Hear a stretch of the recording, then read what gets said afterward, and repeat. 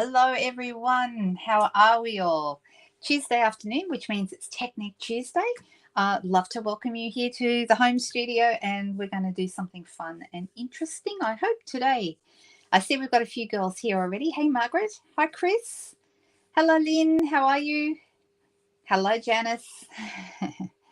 So we've got a nice little group here already, and Janine is here as well. And Jen, hi, how are you?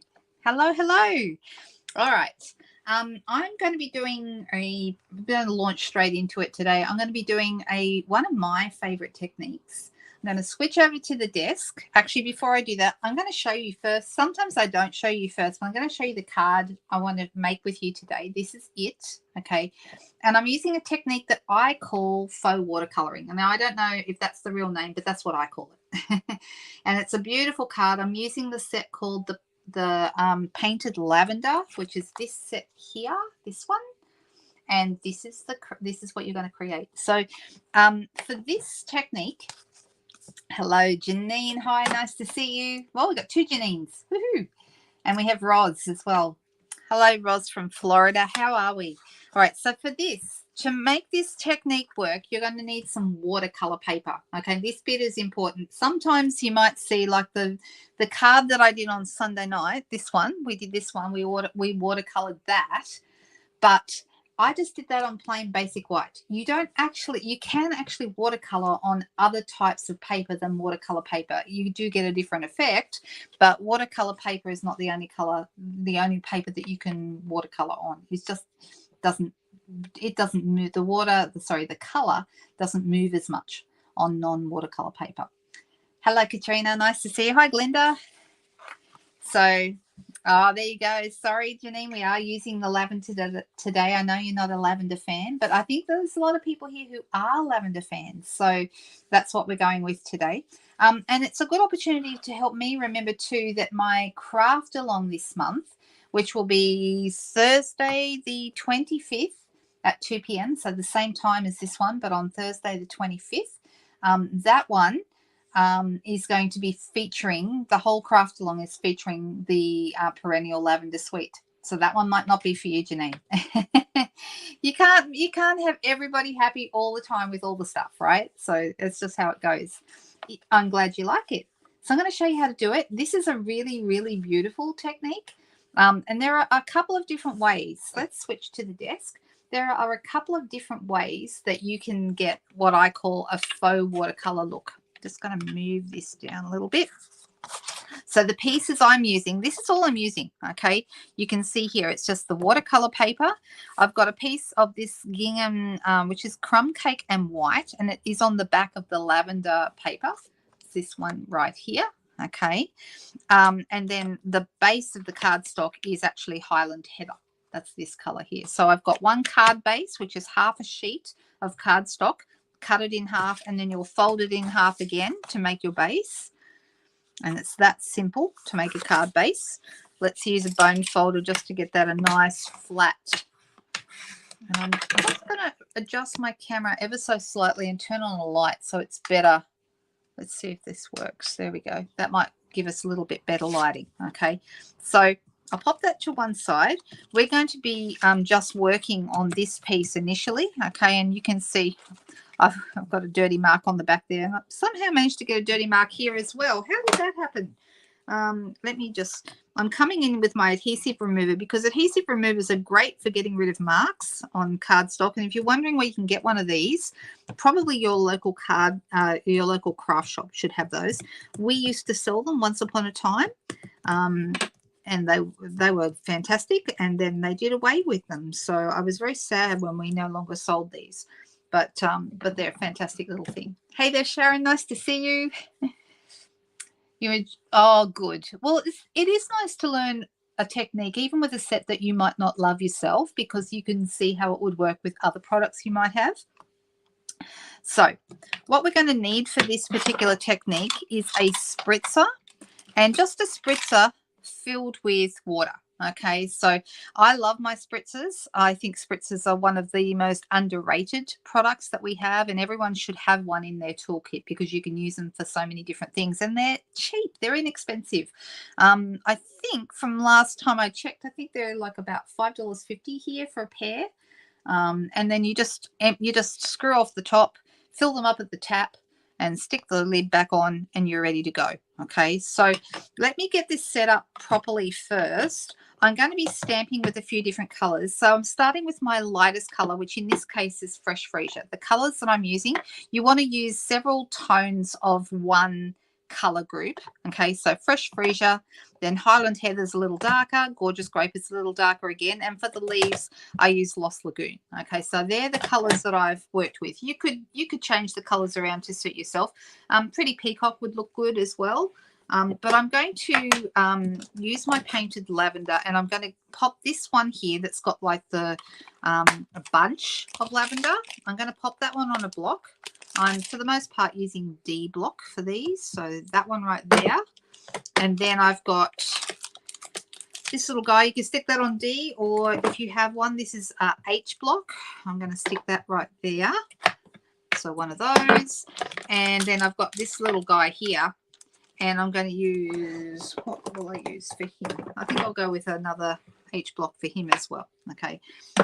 I like having a couple of each block size so that I don't have to change my blocks all the time when I'm working. All right. So let me move all this out of the way. I'm just going to pick up this is the silicone mat for anyone who's wondering, because people have been saying, what's that pad that you've got there? This comes with the glass mat, which is what I'm using underneath my work today. So this, if you're looking for these are not actually available for sale right now. It is part of the joining special. So if you were joining Stampin' Up right now as part of Celebration, this is the gift that you get. So it's the glass mat, the silicone mat, and the cleaning mat as well, the cleaning pad. So those three things come together with the kit as a freebie when you join right now, and that goes through until the end of February. If you have any questions about that, please reach out to me. Now the color I'm going to use first, like I said before, it's the lightest color. If we have a look here, you might see I've got several layers of color in here. Can you see that? All right, so the one that's at the back is actually the Fresh Freesia lightest color.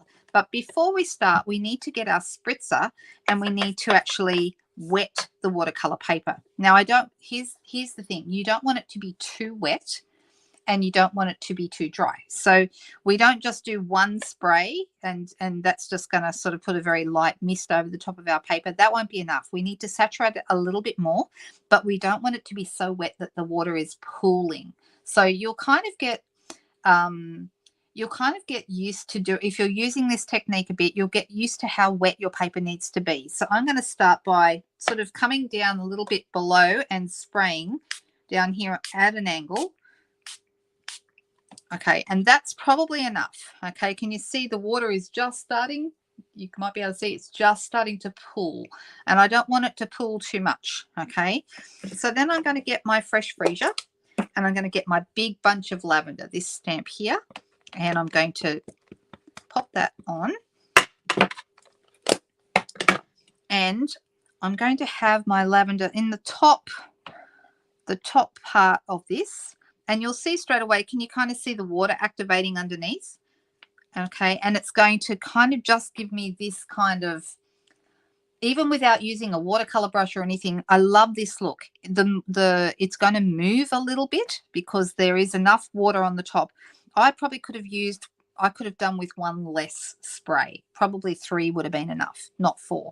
So, but anyway, that's okay. I'm all right with this. Now I'm going to move up to the next color in my color pairing, which is Highland Heather. That's the next darkest one, and I'm going to use the next, like the spray of lavender here that is not as thin as this one. I'm going to use the one that's kind of like a spray, and I'm going to come up to the next color, and I'm going to this, by the way, if you're wondering about a technique like this, my suggestion is that you practice, okay, because it's a bit of fun. This is a great technique for, now can you see how the water is activating this a little bit again? That's great. All right, maybe a second one. like so. All right, and so the ones at the back now are almost blurred out completely. They're really sort of gone where the water has taken them, and that's fine. And I feel like I might want a second one. Now you can, if you want to, re-ink, but I'm actually not going to re-ink. I just want it to be a little bit more color coming out the side here. All right, and then I'm going to close that one. You love the glass mat, Katrina? Oh, that's really good. Yeah, it's good for things, techniques that you might rely on acetate for. You can just use your glass mat, and the reverse technique, as you call it yesterday, reverse stamping, is a good example. Hello, Linda from Las Vegas. How are you? I hope you're enjoying the video today. Hey, Shirley. Thanks for the thumbs up. That's awesome. Hello, Deb. All right, so now that I've got this happening, the last one I want to add is my thin one, and I'm coming up to my darkest color for this. All right, and you'll notice here. Now, how wet this still is going to depend on how solid this is. Now, you might notice here it's almost completely solid. All right, it doesn't look like it's moved much with the water at all. So I could do that because it's starting to dry now.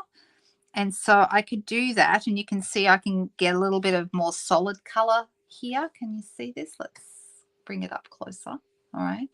But the other thing you could do if you're worried about it being wet, and I can still see it's fairly wet up the top here, is you can hit it with your heat tool and dry it off a little bit. So let me do that, because I would like the next one I do to be quite a clear stamp. So I'm going to...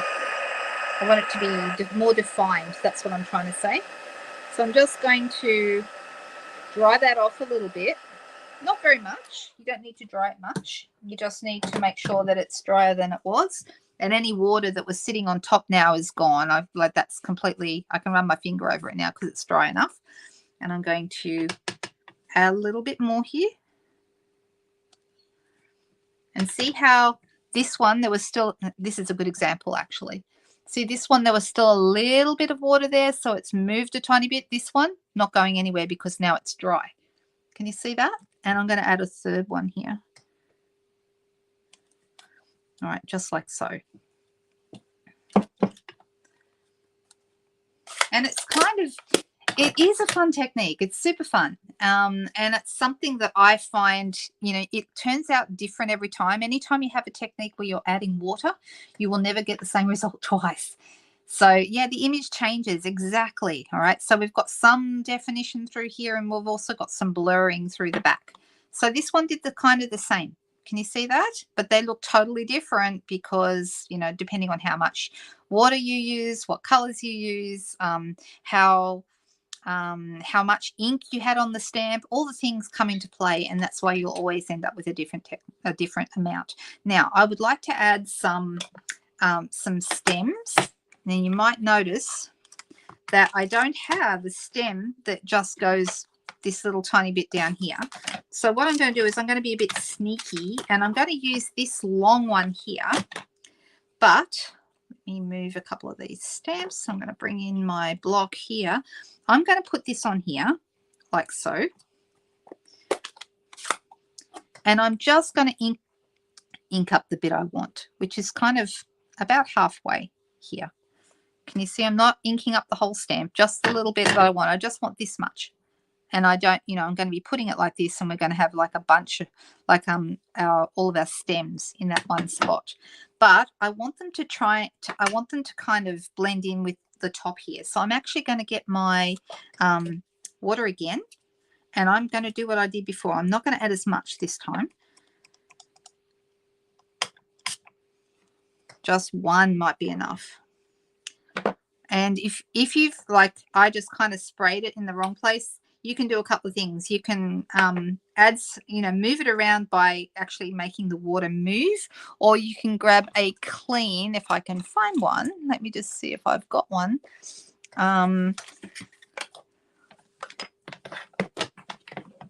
Just move it a bit with a brush.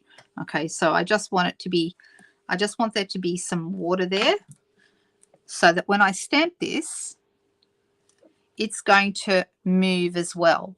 Okay, it's going to become, can you see how it's kind of blurring a little bit? I didn't want it to be super clear, and it's going to provide kind of a little bit of a blurred look. All right, now I don't know if you can tell on this first one, what I did was I did one blurred one and then I did a more defined one. So if you're going to do that, what you want to do then is you want to grab your heat tool again, and we're going to dry that off.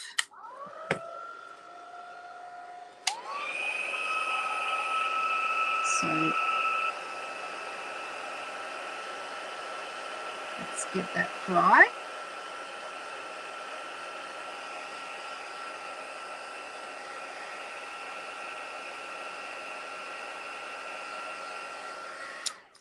The heat tool is your friend, not just for embossing and those sorts of techniques, but for drying bits of water on your creation.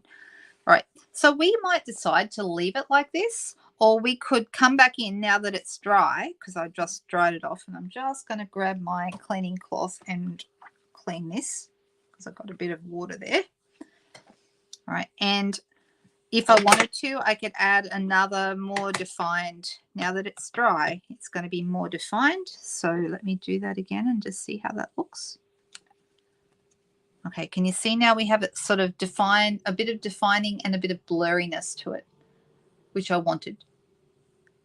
Hey, Tanya, nice to see you. Hey, Nicole. All right, so it's making sense what we're doing? I hope it does. All right, now I'm going to, you can see this one has, I had color added, and all I did for that was I used a blending brush and my Fresh Freesia ink, and I blended all the way around the outside. So I'm going to do that with this as well. I mean, that's it, guys. We've done it. It's actually finished, but we're just going to pretty it up a little bit. I'm going to come in with my brush and my Fresh Freesia. Has anyone tried this? Anyone not tried this before? I think watercoloring with your stamps is one of my favorite things to do. And there's a few different ways to do it. This is just one. There are other methods of this. You can also, you can use your aqua painters and move your color around with aqua painters as well. Like do your stamping and then spritz or add water with a water painter. So there's lots of different ways to do it. And sometimes some of the scenes, like we have that new stamp set, which I must bring out from one of my Friday or Sunday night videos. I will definitely bring out the, what's it called? The Tuscany one. What's that called? Something of Tuscany. I forget what though. Something. I don't remember. Somebody will know. Something of Tuscany. It's in our new catalog, and I really, really, really like it. And I think that would be a good one to show you how to do the watercoloring with the stamps and then the water painters. So I'll definitely be showing that on an upcoming video. Tuscany Hills, is it? Oh, Hills of Tuscany. That's what it is. It's called. So it might be under H. Yes, it is. Under H for Hills of Tuscany. I was looking under T for Tuscany, but no, it's not. It's this one. So these, like the clouds and the sky, look fantastic watercolored. And you can either do it by stamping and then adding spritzing over the top, like what I've just done, or you can use the water painters, like I was saying. And you can do the same for the hills. I have discovered though that the little house is best not done with the watercolors, because it actually the definition, you lose some of the definition. So that one maybe not so much, but everything else, all the naturey bits, look fantastic colored. So that's a really good one for doing this kind of technique. All right, so I am moving my way around.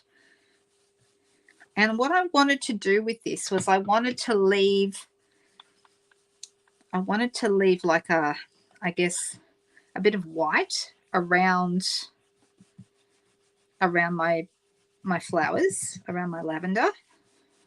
And I've managed to get myself a little bit of a, let me see if I can fix that up. Quite often if you get a blob of color, if you keep going, you can get rid of that, or we can stamp over the top of it. That's another option. I'm going to be putting a greeting down there anyway, so we'll probably get away with that.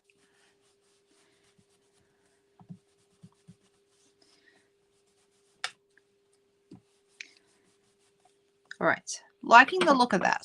Now, when you've got a build-up of colour like I have right here, okay, something else you can do that's a bit of fun is you can add water to this by flicking some water. You can do it by, there's a number of ways of doing this. Let me just get some water on my fingers. I forgot to put any in, and I'm just going to flick. And what this is going to do is it's going to pull, because we've got so much colour on here, it's going to pull some colour out of this. So these are all fun things that you can do when you're mucking around with water and ink, because all the inks are water-based. Let me just move that out of the way, and I'm just going to tidy up again here. One of the things I have discovered that I love about my glass mat is the fact that I'm not always throwing away grid paper that I've just stamped all over, because I was going through a ton of grid paper and now I feel like not so much anymore. Can you see it's starting to, like, we're getting some little dots and bits and pieces going on. Oh, it's a bit hard to see, isn't it? I'm so sorry. Well, there you go. You can see a little bit in the corner there. See some of the dottiness that from the water as it pulls the colors, pulls the color out. So there we go. All right, liking that, pretty happy with that. There is a little bit of water sitting on the top, so I'm going to dry this off again one more time.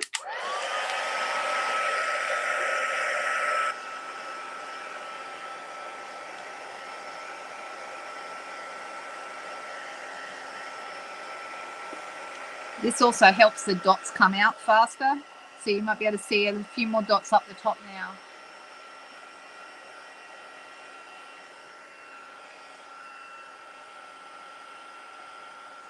Can you see the dots? Hang on, let me see if we can get them in the light properly. Now they're becoming a little bit more distinct. Just lots of texture. We like lots of texture, right?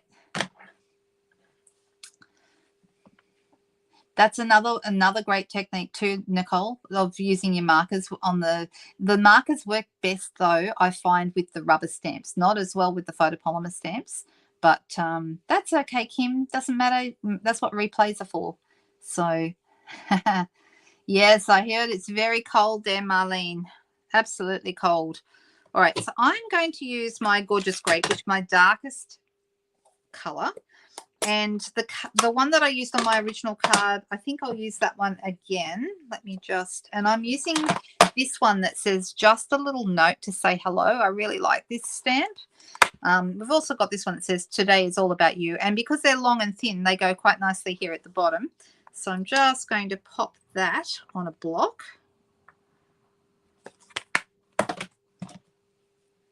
And let's pop that there. And I'm going to use my Gorgeous Grape.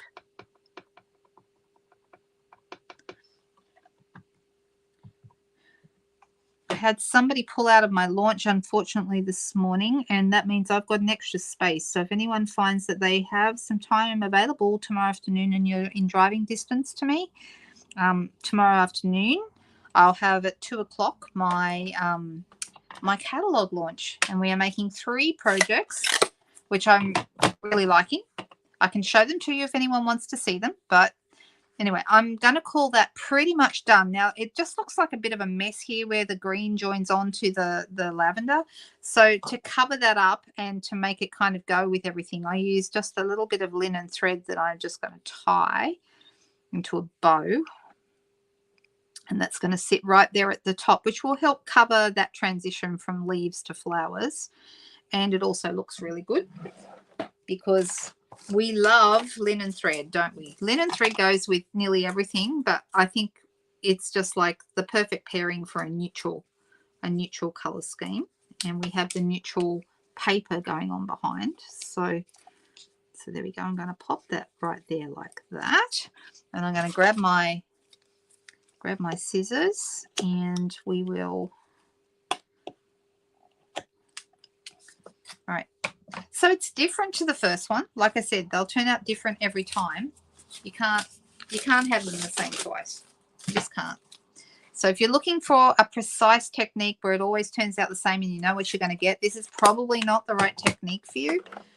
Let me grab, right, so I've got my Highland Heather cardstock that I folded earlier, and this is from this piece here is from the Perennial Lavender 12 by 12 paper. Look at the back. Isn't that pretty? I mean, I'm going to cover that up, but, you know, I'm using the gingham side today because that's what I thought would look really good on my card. But let me show you the paper that's in here because it's super, super nice. This is the Perennial Lavender 12 by 12 paper, and it's stunning.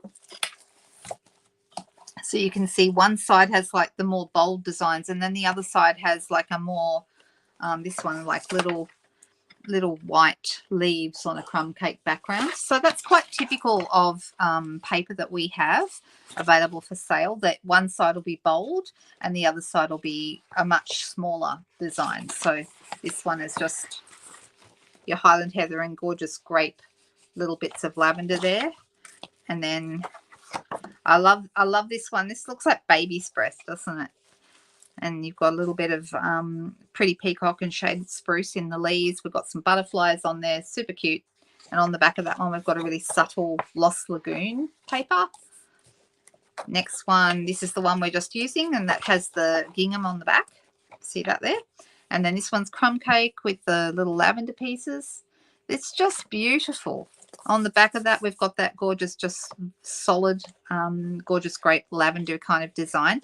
And then this one that has, I think this is really pretty. I've used this one quite a bit, actually, and I think this is the one that I've used on the front of my craft along project. Pretty sure it is. On the back, we've got the shaded spruce and pretty peacock leaves. Super nice. And I think that might be just about it. Such nice paper. It's beautiful. I did a project a couple of weeks ago on one of my videos where I just used the greens. I didn't use any of the purples, and it actually turned out really, really nice. I really liked it. So I got a lot of compliments on that one. All right, to attach this, I'm going to use some dimensionals behind here. Pop one in each corner. So if you haven't already, please subscribe to my channel because that's how I find new people and helps me get suggested to more people. And it really helps me grow my little business. So I'd be very, very grateful if you're not already subscribed, if you could do that. And feel free to share this video with anyone that you would like to. Whoops, those are all off the back, but I should have put this on first. I'm just going to use that. You can use whatever glue here you like. There's no particular glue that's better than any other, although I do have, most people know this, I use either seal or this what we call green glue, which is Tombow multi-purpose glue. And I do that because it allows me to be able to wriggle it into place because it doesn't dry immediately, which means I can move it. If I don't get the positioning right straight away, I can shift it. And then this one is going to go on top of here. And to finish this card off, what we're going to do is add some bits of bling, which has got some fluff on it. Sorry about that. I think it might have been on the floor. And I've got there's Fresh Freesia and Highland Heather bling, and I'm going to do better if I use something with a point. So either take your pick tool or your scissors, use those to get these off, and they're just much easier to handle. So 1, 2, and let's pop one right up here. 3, like so. There you go. So they're very similar, but just a little bit different because no two water effects end up quite the same. Have I missed any questions or anything? You're within driving distance from the nearest airport. Shall you? Yes, you're very welcome to do that, Nicole.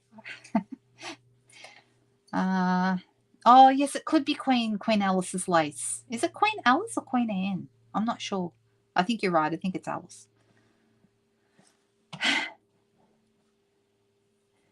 It would be a good afternoon, and I'm hoping that that we might still have a couple of last minutes. Sometimes it happens. People will contact me at the last minute and ask if there's still a spot. So that happens sometimes. I'm glad you like them. Thank you. this month we have Craft Along coming up Thursday of next week, Thursday the 25th, and I will be doing the Painted Lavender Suite, which is this suite of products, which includes the perennial postage dies and the matching stamp set with all the sentiments in it.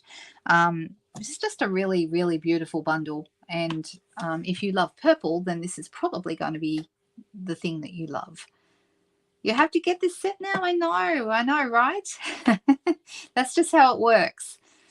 If anyone does not have a demonstrator and you're interested in purchasing any of the things you've seen me using today, you can do so through my online store. And I have popped that online store address in my description below this video. So you can actually scroll down. You can scroll down below where it says more, press more, and it will pop up all the details where you can go to subscribe for the newsletter, and where you can go to, because I do like a weekly newsletter with whatever's new and whatever's coming out, and some tips and ideas as well. So you can never get enough lavender. That's correct, Jody. I don't think you can. Oh, Queen Anne is furniture. There you go. What do I know, Nicole? Oh, see, Janine thinks they're Queen Anne's lace too. So there you go. So it's not just me. You'll be home for Craft Along. Hooray, Lynn. That's great. I hope you can attend. That would be awesome. All right. Well, we've been a bit quick today. It's only 2:30 and I think we've done really well. But I hope that you enjoy this technique and that you'll give it a go. Does anyone have any questions before we move along and say goodbye? If you do, now's a great time to ask. We have such a great group of girls that watch these videos, and I really love having all of you with me. It's fabulous. Queen Alice Plant is a member of the carrot family. Well, that's interesting. Something I did not know.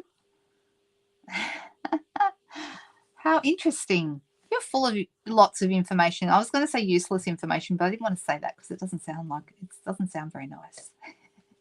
Lavender is coming. Did you know it's very good if you have a spray of lavender oil or a spray like a lavender spray, you spray it near your pillow at nighttime. It helps you sleep.